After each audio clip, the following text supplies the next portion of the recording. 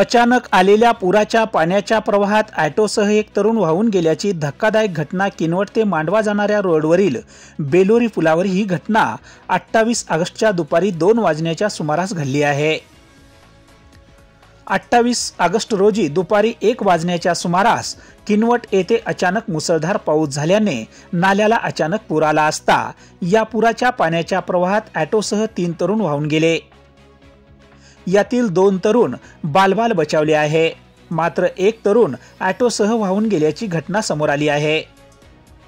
ऑटोसह 3 तरुण प्रवास करत होते, मात्र अचानक आलेल्या पुराच्या पाण्याच्या प्रवाहात ऑटोसह शेख हसन शेख रमजान, आदर्श रामानंद कापुरे व लक्ष्मण बळी रानमले हे 3ही तरुण ऑटोसह पुराच्या पाण्यात वाहून गेले होते।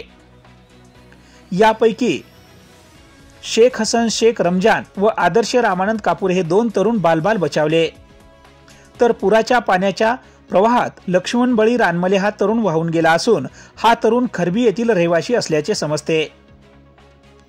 पोलीस प्रशासन आणि महसूल प्रशासनाकडून या तरुणाला शोधण्याची शोध मोहीम सुरू असल्याची माहिती किनवटच्या तहसीलदार शारदा चौंडेकर यांनी ही माहिती दिली।